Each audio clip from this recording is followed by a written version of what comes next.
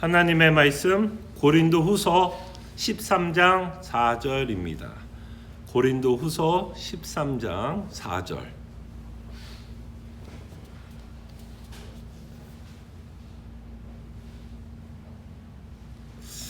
다 찾으셨으면요, 저희들이 한 목소리로 함께 봉독합니다. 그리스도께서 약하심으로 십자가에 못 박히셨으나 하나님의 능력으로 살아 계시니 우리도 그 안에서 약하나 너에게 대하여 하나님의 능력으로 그와 함께 살리라. 아멘. 이 구절은 부활을 경험하는 성도의 고백이 담겨져 있는 구절입니다. 그래서 저희들이 예수 그리스도의 부활을 믿는 자들은 어떠한 고백을 갖고 살아가는지에 대해서 저희들이 생각해 보겠습니다. 사도 바울은 십자가에 대해서 사람들이 어떤 식으로 반응하는지에 대해서 이렇게 말씀하셨습니다. 십자가의 도는 사람들에게 미련하다라고 표현을 했어요. 미련하다. 예. 다른 표현을 하자면 사람들은 십자가를 불편해한다라고도 말할 수 있을 것입니다. 자, 그럴 때 왜 사람들은 십자가를 미련하다라고 말할까요? 또는 왜 사람들은 십자가를 불편하게 느낄까요? 그럴 때 이 십자가가 하는 무서운 일 중에 하나는 인간의 수치심을 폭로합니다. 인간의 수치심, 인간이 가장 부끄러워하는 것, 인간이 가장 불편하게 하는 것을 직시하게 합니다. 자, 그럴 때 이 십자가의 도 또는 십자가의 메시지는 어떤 내용을 품고 있죠? 그럴 때 우리는 십자가의 메시지를 이렇게 믿습니다. 예수님이 우리의 죄를 위해서 죽으셨다라고 말씀합니다. 예수님은 우리의 죄를 위해서 십자가에 죽으셨다라고 말씀합니다. 자, 그럴 때 우리가 십자가의 도를 믿는다라는 말에는 이 십자가를 통해서 나의 모습을 본다라는 얘기죠. 나의 모습을 본다라는 이야기예요. 다시 말씀드려서 예수 그리스도께서 십자가에서 나의 죄를 위해서 죽었다라고 우리가 믿는다면 그 십자가를 보는 우리는 나의 죄를 보게 된다는 얘기야. 나의 죄를 보게 한다는 거죠. 저는 이것이 인간이 받아들이기에 가장 힘든 내용이 아닐까 생각을 합니다. 인간은 자신을 너무나 사랑하기 때문에 내 안에 있는 자존심을 지키고 싶어 합니다. 우리의 자존심은 내 죄를 인정하지 못하게 하는 것 같아요. 또는 나의 부족함, 또는 나의 약함, 나의 연약함은 나의 자존심이 허락하지 않게 하는 것을 보게 됩니다.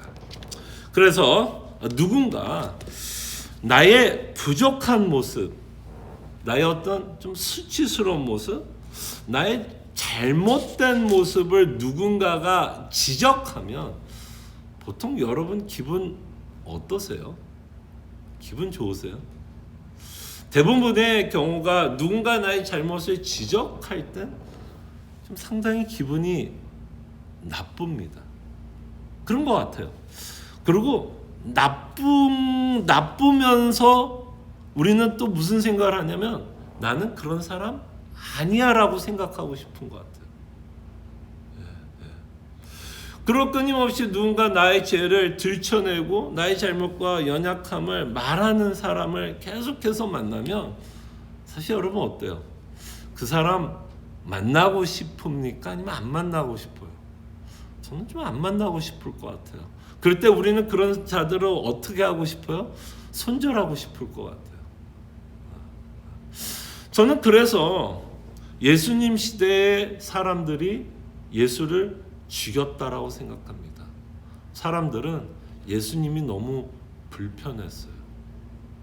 특별히 우리가 예수님 시대에 만났던 바리새인들은 예수님이 너무 불편했어요. 왜? 끊임없이 너희들은 잘못했다라고 얘기하니까, 너희들이 신앙이 옳다라고 생각하고 하나님 앞에 잘한다고 생각하지만 아니야. 너희들은 독사의 자식이야. 바르게 하나님 믿고 있지 않아.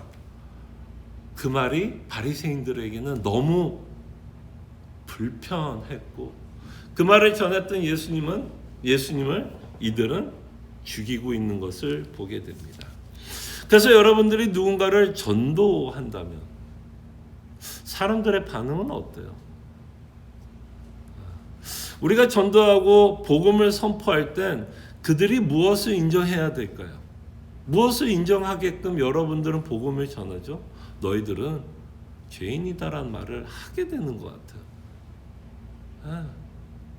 그 너희들은 죄인이다라는 말을 하지 않고서는 복음을 전할 방법은 없다고 봅니다. 그 이유로 예수님이 죽었기 때문에. 그래서 저는 전도가 힘들다고 봐요. 그러니까 전도가 힘들다기보다는 전도할 때, 여러분들이 전도할 때, 복음을 전할 때 사람들이 튕겨 나가는 이유가 있다면 자신들의 잘못을 인정해야 되기 때문에 사람들은 십자가를 불편해합니다. 그래서 사도 바울은 고린도전서에서 십자가의 도는 미련하다라고 사람들은 생각한다라고 표현을 합니다. 그럴 때 십자가는 어쨌든 우리의 죄성, 우리의 연약함을 인정해야 한다라는 거죠. 자, 그럴 때 오늘 본문을 통해서 사도 바울은 이렇게 말합니다. 십자가의 도를 믿고 또 그리스도의 부활을 믿는 자들은 자신의 약점을 인정한다라는 거죠. 자신이 누구인지를 직시하고 대면하고 용기 있게 받아들인다라는 거예요. 그래서 사도 바울은 이렇게 말합니다. 그리스도께서도 약해지셨다. 어떠세요, 여러분? 그리스도께서 십자가에서 죽으신 모습을 보면 왕 같은 느낌 드세요? 정말 세상을 창조한 어마어마한 권능을 가지신 하나님 같은 모습 아니죠. 그 십자가라 보면 누가 봐도 너무 연약한 자로 죽었다라는 것을 보게 됩니다. 그래서 사도 바울은 계속해서 말씀합니다. 그리스도께서 약하심으로 십자가에 못 박히셨으나 반전이 일어나죠. 하나님의 능력으로 살아나셨다. 부활하셨다. 그 부활에 대해서 사도 바울은 자신을 인정하게 되고 자신이 누구인지를 고백합니다. 우리도 그 안에서 약하나. 인간이 가장 인정하고 싶지 않는, 자존심이 허락하지 않는 그 고백을 하게 됩니다. 우리도 그 안에서 약하나.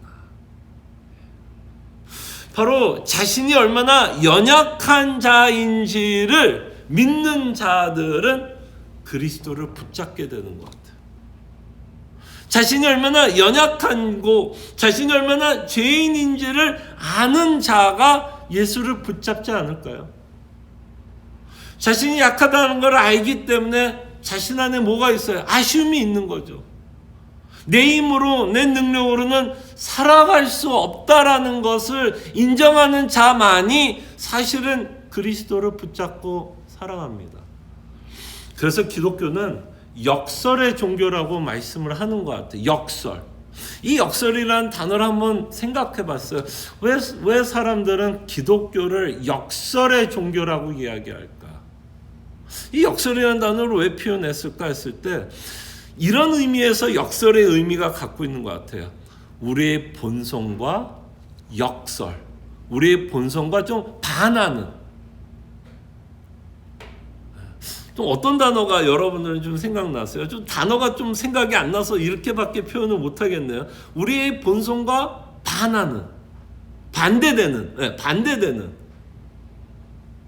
고백을 하면서 살아가는 자들이기 때문에 역설이라는 표현을 쓰지 않나라는 생각을 해봅니다. 우리의 자존심은 허락하진 않지만 십자가를 바라보면 내가 누구인지를 보게 되고, 부활하신 그리스도를 보면 내가 얼마나 연약한 자인지를 보기 때문에 우리는 한없이 연약한 자라는 것을 고백합니다. 그러나 우리가 연약하다는 걸 고백하는 이유 중에 하나는 부활하신 하나님 때문에, 부활하신 예수님 때문에, 그의 능력을 보기 때문에,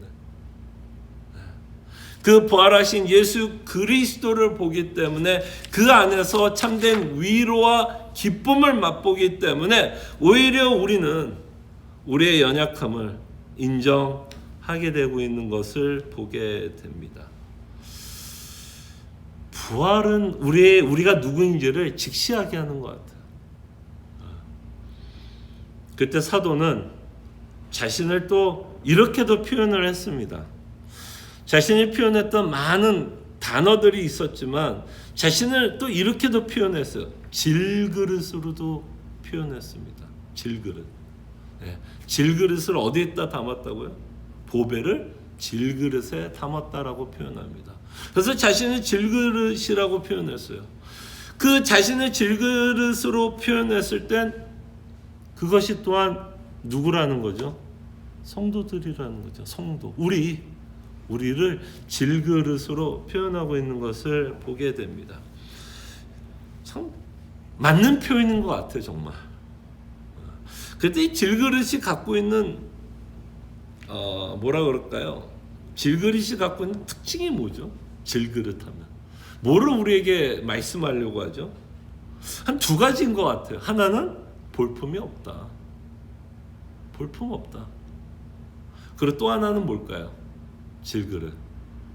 가장 깨지기 쉬운 그릇. 볼품도 없고 깨지기도 쉬운 그릇. 그것이 성도를 표현하는 단어이죠. 그러나 그 안에 우리는 뭐를 담았기 때문에 볼품도 없고 깨지기 쉽지만 그 안에 뭘 담았기 때문에 그 질그릇이 빛나는 거죠. 예수님. 보배를 담았다고 얘기해요. 예수를 뭐라고 표현하죠? 보배라고 사도 바울은 고백하고 있는 것을 보게 됩니다. 이 보배를 볼 때 자신을 시인하는 것 같아요. 우리는 한없이 연약한 자이다.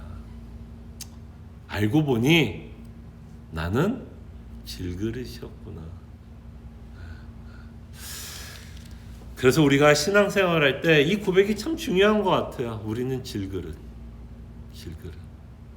근데 저희들이 교회 생활하면 오히려 자신이 질그릇이라는 걸 보여주기 싫은 것 같아요. 어떠세요, 여러분? 여러분 우리 교회에서 여기 계신 분도 벌써 여기 계신 분들은 기본적으로 7년 저와 같이 신앙생활했고 그 전에 저와 신앙생활 하신 분이 있어요. 여러분들은 어떤 모습을 가장 보여주고 싶으세요? 옆에 있는 사람들은 여러분들을 보면 어떤 모습으로 보여지기를 바라요? 어떤 면으로 평가받기를 바라요? 신앙 좋은 사람, 믿음 좋은 사람. 근데 아마 누구도 나를 질그릇으로 보기 원하는 사람은 없을 것 같아요. 어떠세요, 여러분? 누군가가 나를 질그릇으로 제발 나를 좀 질그릇으로 봐줘. 나 볼품도 없고 나 깨지기 너무 쉬운 사람이야 라고 보여주고 싶은 사람은 없을 것 같아요. 근데 오히려 성경은 우리가 질그릇, 그리고 그 질그릇 때문에 우리가 질그릇이기 때문에 누구를 자랑하게 되냐면 그리스도의 십자가와 부활을 자랑하게 되는 것 같아요. 그럴 때 우리 교회는 내가 질그릇이라는 것을 좀 보여줄 수 있는 교회, 그리고 내가 질그릇이라는 것을 사람들이 말할 때 덤덤할 수 있는 성도들. 왜? 그게 사실이니까. 그렇죠? 사실이 아닌 거에 대해서 누군가 이야기를 하면 화를 낼 수 있죠. 그죠? 사실이 아닌 얘기를 하면 화가 나지만 누군가 나의 부족한 것을 보고 이야기를 하고 나의 연약함을 대해서 얘기하고 나의 잘못을 이야기하면 맞구나. 그렇지, 내가 그런 사람이지. 이런 뭐라 그럴까, 좀 용기라 그럴까요? 담대함. 이것이 바로 부활을 믿는 성도의 모습. 단지 부활을 믿는 건 이 땅에서 소망뿐만 아니라 죽음에 대한 담대함뿐만 아니라 내가 누구인지를 좀 받아들일 수 있는 그 담대함도 주는 것 같고, 누군가를 나를 어떻게 평가를 하든 괜찮아. 난 그런 사람이기도 하고, 또 예수님이 부활하심으로 말미암아 끊임없이 나를 사랑하신다고 하고 있으니 그래, 괜찮아. 이런 좀 여유가 생기는 성도가 되었으면 합니다. 이 시간 우리 함께 기도해요. 여러분은 부활의 능력을 맛보십니까? 우리가 부활을 믿는다라는 의미는 뭘까요? 부활은 그냥 부활주일날 하루만 듣는 메시지가 아니라, 부활의 메시지는 우리가 매일매일 살면서 들어야 되는 메시지일 거라고 생각이 들고, 한번 이 아침에 한번 생각을 해봤으면 좋을 것 같아요. 부활을 믿는다라는 모습은 과연 나의 삶 속에 어떤 모습으로 나타나는가? 그리고 오늘 또 새벽에 또 함께 또 우리가 식사를 하면서 같이 한번 좀 나눠보는 시간도 가지면 어떨까요? 내 인생에서 부활의 능력은 어떤 식으로 나타나는지를 함께 나눈다면 그것도 우리에게 큰 위로와 도전이 되지 않을까 생각을 해봅니다. 함께 기도하죠. 사랑하는 내가 풍성하신 주님, 십자가는 우리의 치부를 드러내게 합니다. 그러나 부활은 그 치부를 인정하게 합니다. 주님, 부활의 능력을 우리가 매일 맛보며 살아가게 하여 주시옵소서. 우리의 죄성을 직면하게 하여 주시고, 또 우리가 얼마나 연약한 자고 부족한 자인지를 인정하게 하여 주시옵소서. 그러기에 우리가 예수를 믿습니다. 우리가 그렇게 능력이 있고 대단한 사람이었더라면 우리가 굳이 예수님을 믿을 필요가 없겠죠. 그러나 우리가 예수님이 필요한 이유는 한없이 연약하기에, 한없이 죄인이기에, 그리스도의 은혜 없이는 우리가 살아갈 수 없는 자이기에 우리는 그리스도를 붙잡고 살아갑니다. 이 아침에 저희들이 기도하며 묵상하기를 원합니다. 우리는 부활의 소망을 갖고 살아간다라고 우리는 고백합니다.